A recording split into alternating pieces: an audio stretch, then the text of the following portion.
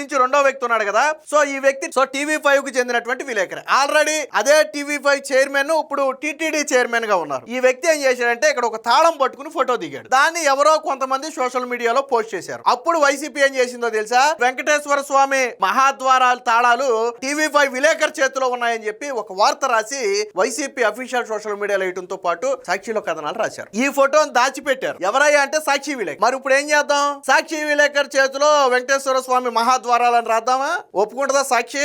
ఈ ఫోటో ఎందుకు దాచిపెట్టారు? సాక్షి ఏం చేయాలంటే ఇప్పుడు సాక్షి దగ్గర ఈ ఫోటో లేదనుకో, ఇప్పుడు మేము ఇస్తున్నాం, సాక్షి రాయాలా, సాక్షిలో రాయి మా సాక్షి విలేకరి దగ్గర శ్రీవారి మహాద్వార తాళాలు, సాక్షిలో రాతారా? భారతీరెడ్డి రాపిస్తుందా? గూసేరం ఉండాలి కదా. కనీసం ఆ రోజు జరిగింది ఏంటని ఫోటో తీయడానికి వెళ్ళి ఈ విలేకరిని అడిగితే చెప్తాడు. వాస్తవానికి వైసీపీ ఏంటంటే ఈ ఫోటోలు బయటకు వస్తాయని వైసీపీ భావించాల. కాకపోతే బయటకు వచ్చేటప్పటికి గమ్మున ఉంది. తెలుగుదేశం పార్టీ ఇదే ఫోటో పెట్టి తెలుగుదేశం పార్టీ వైఎస్ఆర్సీపీని ఉటకిస్తూ ఒక వార్త రాసింది. మరి ఇప్పుడు ఈ వ్యక్తి సాక్షి విలేకరి, సాక్షి విలేకరి చేతిలో వెంకటేశ్వర స్వామి మహాద్వారాలను రాద్దామా, మీరు ఒప్పుకుంటారా అని చెప్పి ఒక కౌంటర్ ఇస్తే ఈ రోజు వరకు వైఎస్ఆర్సీపీ దానికి స్పందించాల. దాని గురించి ఎవడో మాట్లాడాల. కుక్కిన పేరులాగా నోరు మూసేశారు.